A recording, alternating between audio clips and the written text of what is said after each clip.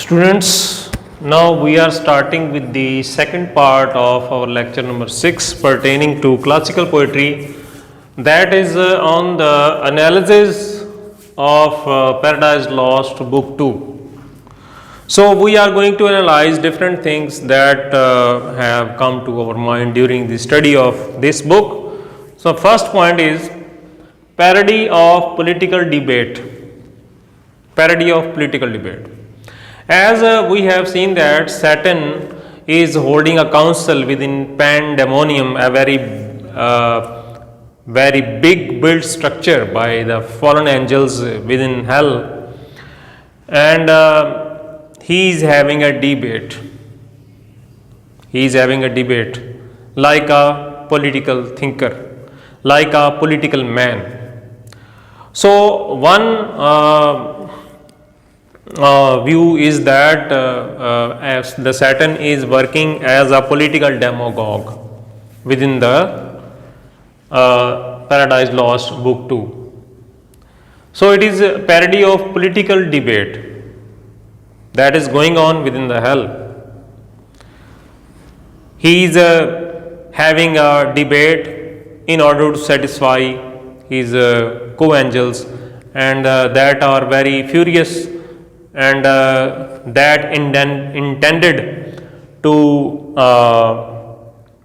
take revenge or remuneration, some remuneration for their punishment for their state. Second point is the corruption of fallen reason and evil appears as good. All the angels are within the structure, and they are having discussions.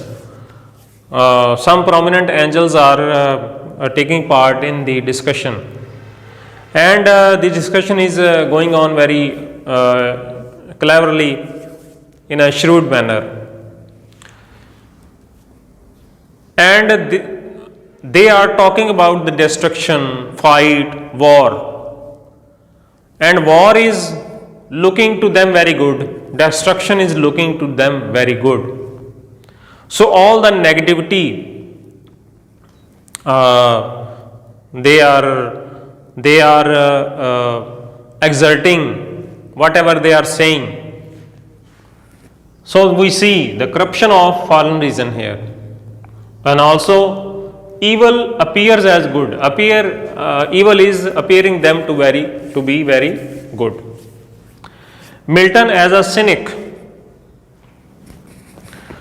So, this parody within the hell is depictive of the very thinking, the very belief of Milton himself, because he did not like the political debate and the double hypocrisy or the double facedness within his society, because he was a very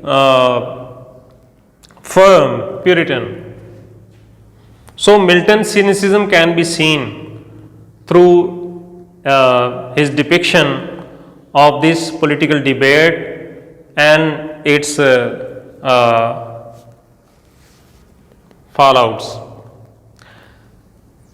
Fourth point is devil's behavior. Political power tends to corrupt. Now, there is a very universal thing that has been described in this book too, that it is always the political attitude that has been depicted in the Paradise Lost Book 2. Political leaders always conspire. They always have their motives, nefarious motives, in order to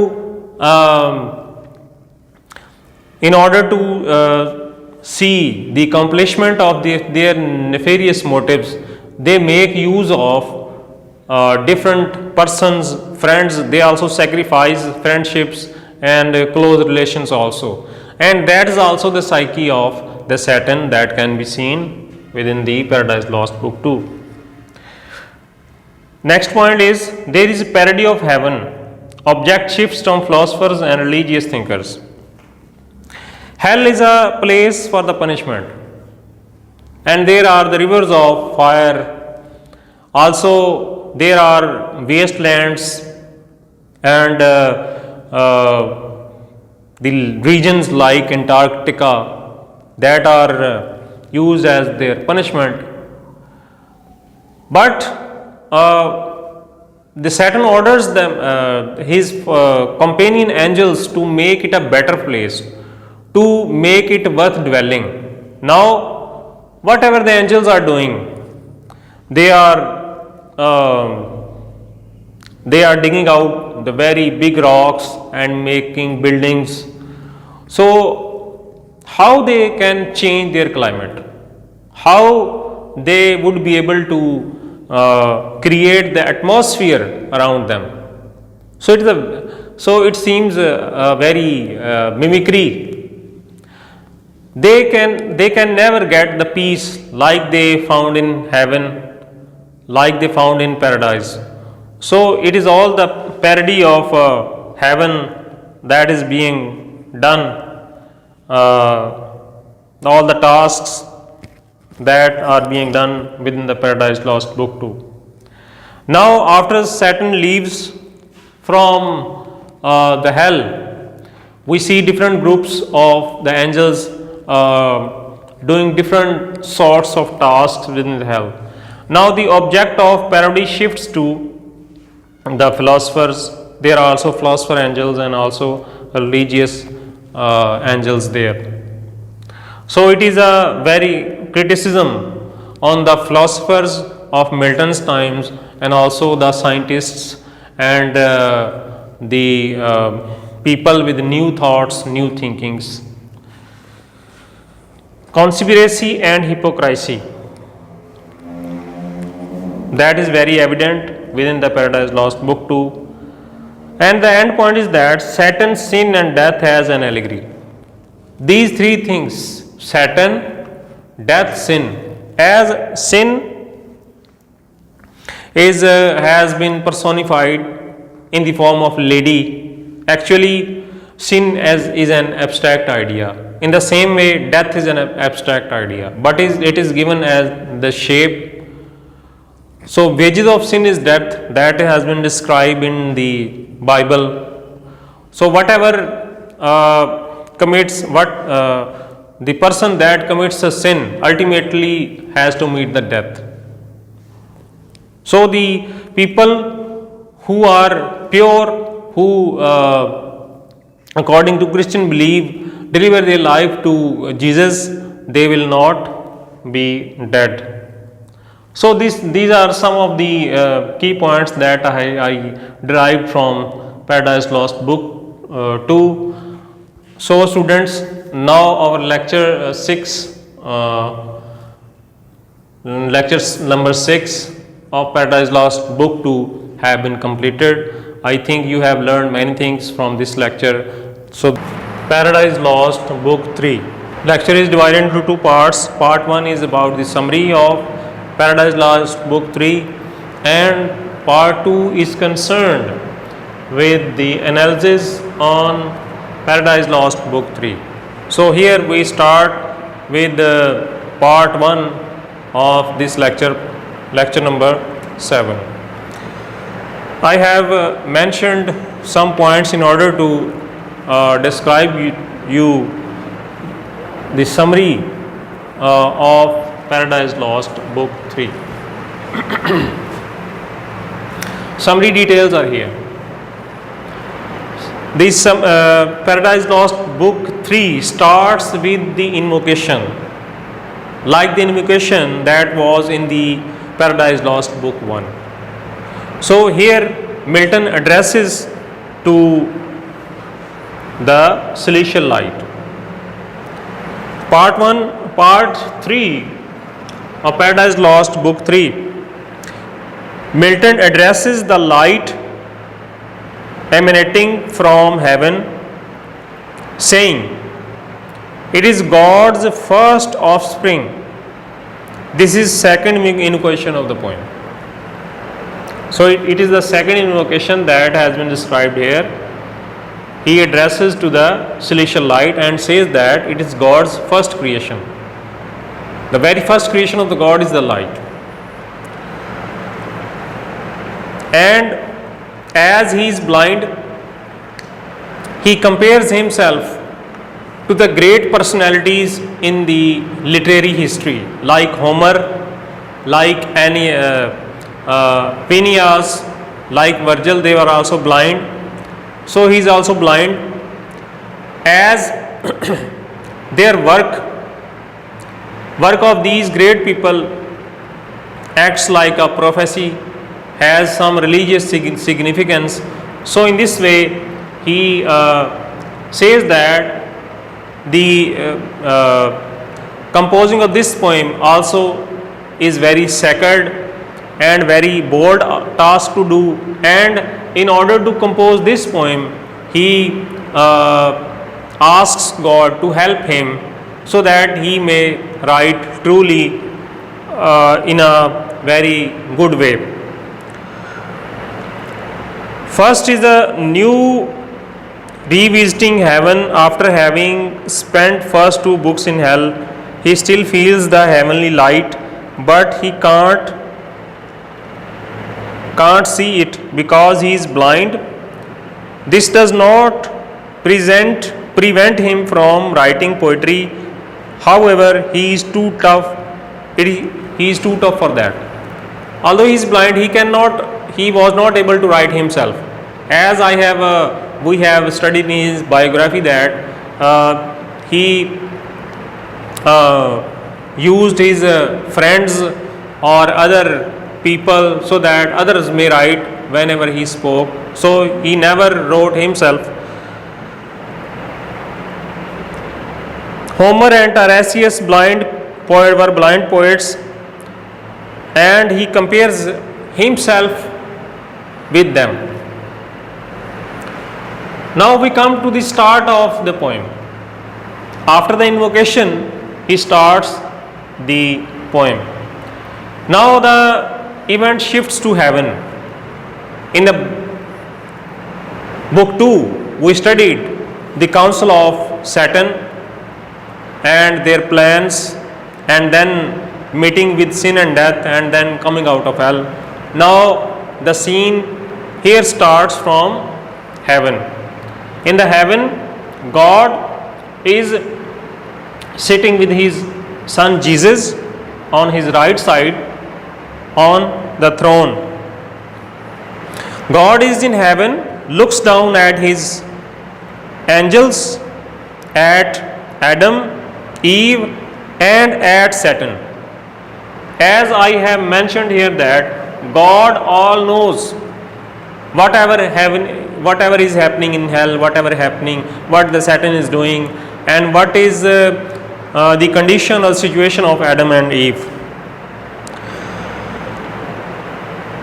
His son sits on his right.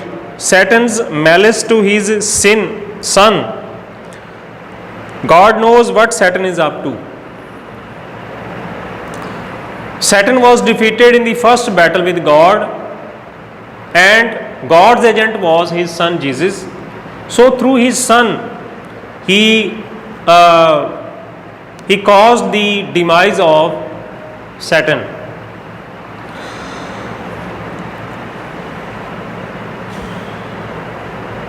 Here is mentioned that God says that whatever Satan has done, what in the situation where the Adam and Eve are, all pertains to their choice. It is not the matter of luck or fate, because God has given the authority to his creation to have a choice. God stresses that predestination does not exist. So we cannot predict the future of someone. We cannot predict the future of any person, because mankind was deceived, he will find grace at some point. Satan and company will get nothing. So it is all matter of choice. God is only estimating what they would do. So the God estimates that Adam and Eve will commit such kind of sin, and Satan will be punished in this way. So it is always a matter of guessing or estimating on the part of God, because God has given choice to every person. So here I have mentioned the point, predestination and choice. Implantation of conscience in man. His son praises God's resolution regarding man because it simply is not possible that Satan should. God responds. Now son appreciates God's will, God's plans. The son of Jesus appreciates all these things. Now God responds to his son. God responds telling him, his son, that he is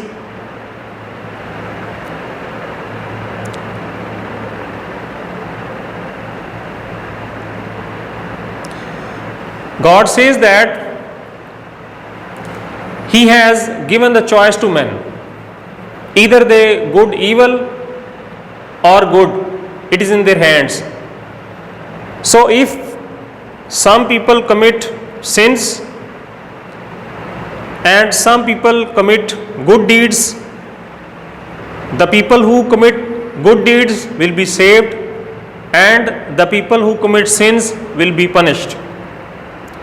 God says everyone will have the ability to hear his call.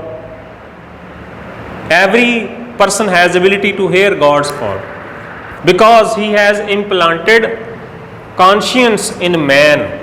ज़मीर उसके अंदर दिया है इंसान के अंदर खुदा ने, तो ज़मीर की आवाज़ सुनेगा तो वो खुदा की आवाज़ सुनेगा और उसको वो सही डायरेक्शन की तरफ गाइड करेगा, अच्छी की तरफ. तो गॉड कहता है He has implanted a conscience in them which will help them achieve grace in heaven or whatever safely. But wait, what about all of man's sin? लेकिन उन आदमियों का क्या होगा जिन्होंने गुनाह किए होंगे, जो सिन करेंगे, उनका क्या होगा? तो गॉड जो है वो कहता है, गॉड कहता है इसी मीटिंग के अंदर, वो कहता है but wait what about all of the man sin, they have no way of making up for those.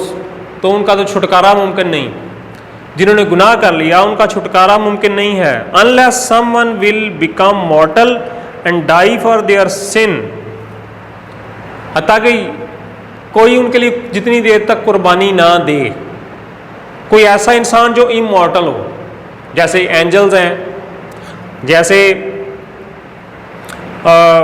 जिन मखलूक़ात हैं. तो कहते हैं खुदा सब वो मखलूक़ात सामने, तो खुदा कहता है जब तक उनके लिए कोई कुर्बानी ना दे तो वो नहीं बच सकते.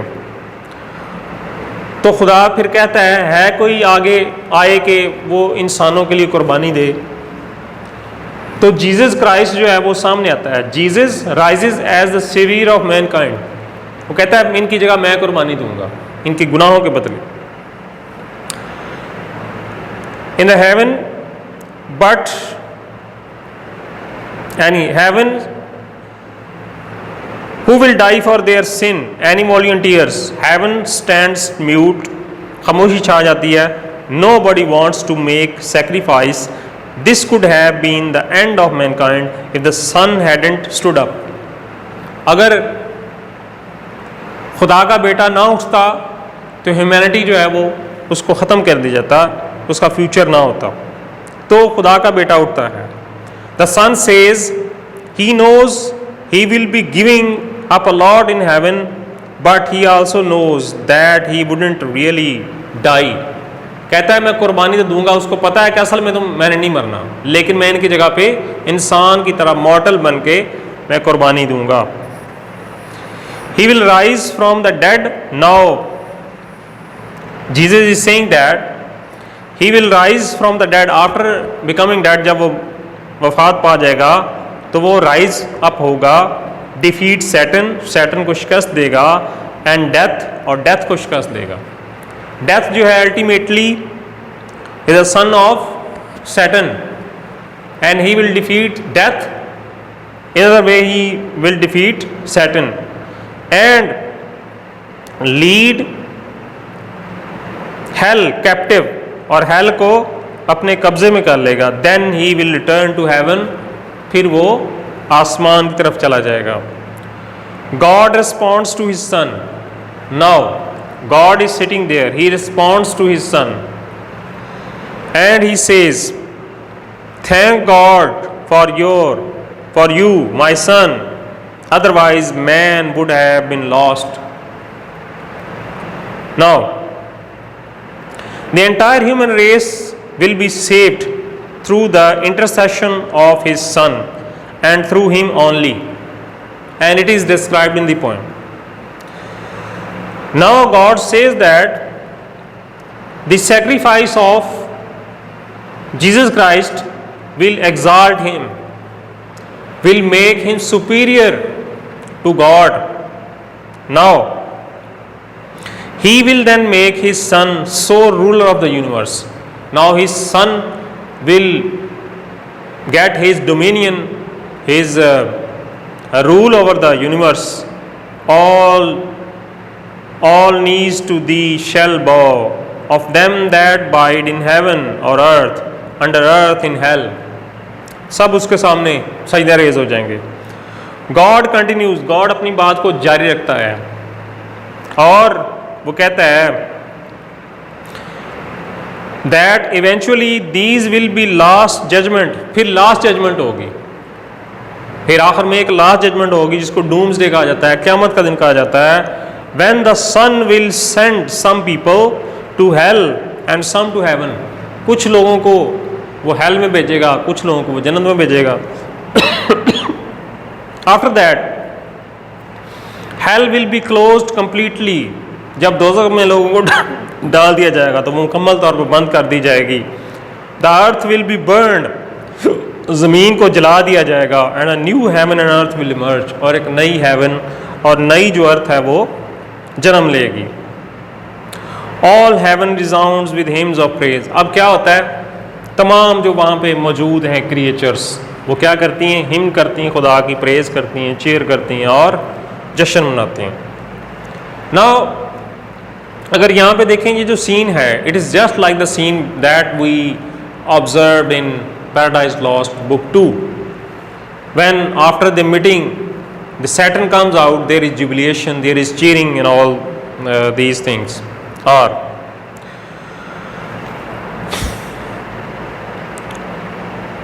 Now after that earth will be burned and a new heaven and earth will emerge.